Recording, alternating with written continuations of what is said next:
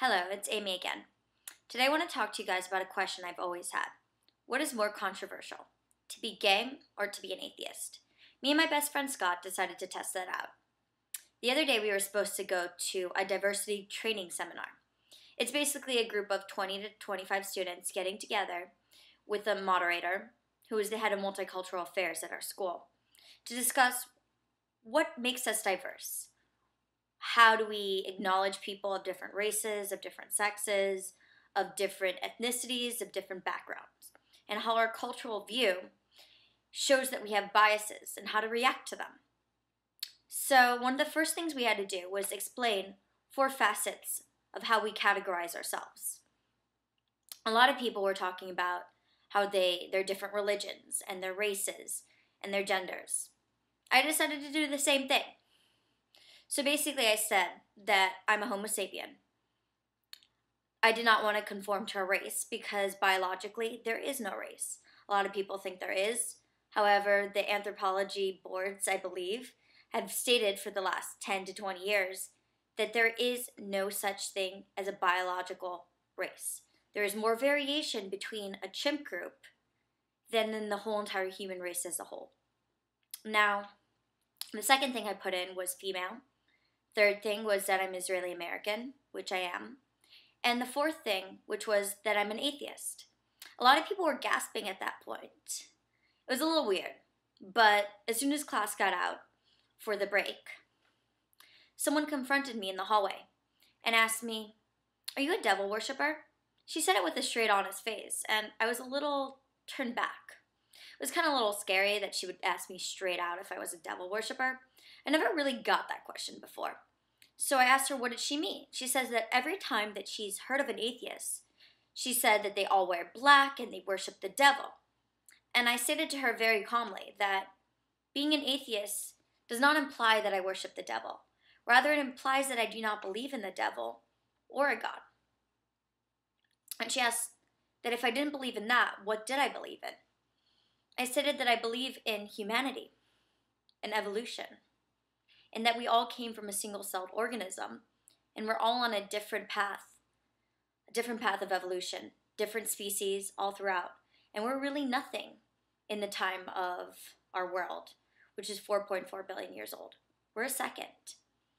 And while she believed in a God that says that we were everything, I believe we're just a part of it. We're not the whole picture. We're just a small glimpse of it, especially in the vastness of our galaxy and of our universe.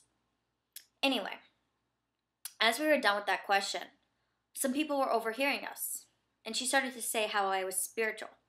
They were trying to convince me that I was so spiritual that I had to believe in a God, or if not a God, believe in souls. I stated that I prefer not to believe in metaphysical if there's a logical, physical explanation. Why do we need the metaphysical? It just hinders our logical processes by saying God created it because we don't have imagination to come up with a better physical answer. She didn't really accept that, and until the rest of the day, she was kind of annoyed by that. Now, on to the gay issue.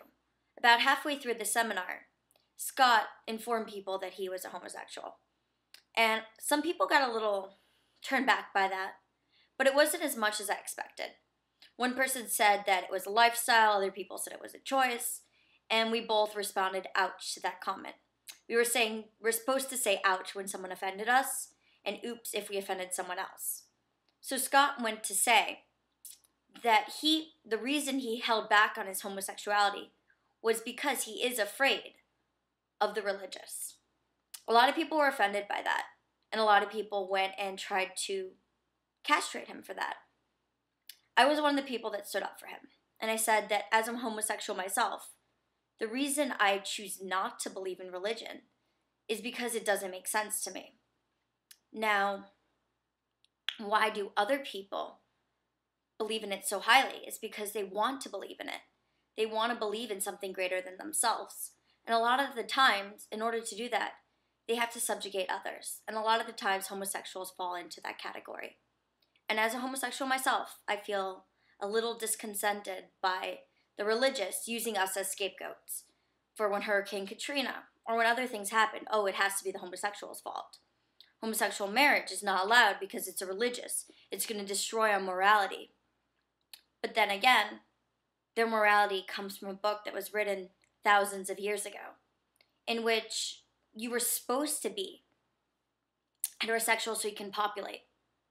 Now, we know that today that heterosexuality, while it is maybe the normal for our culture, homosexuality is not the norm. Okay, so it's not that abnormal. A lot of other species administrate it. A lot of people say that they don't, but look at bonobos. Look at dolphins. Look at all the other mammals that have homosexual tendencies. Now, why will that be adaptive? That will go on for another day. I believe a lot of other people have more information on that, and I would have to research that. But as for the diversity training itself, me and Scott realized something. That while being gay is controversial, people are more afraid of the atheists. And to be quite honest, I can get that. Because while homosexuality is considered a sin, atheism is considered the one sin that you can't come back from. The one sin that you are doomed to hell, even if you have the most moral lifestyle. If you deny the existence of God, you will be in hell for the rest of eternity. Anyway, those are just my thoughts. Have a good day.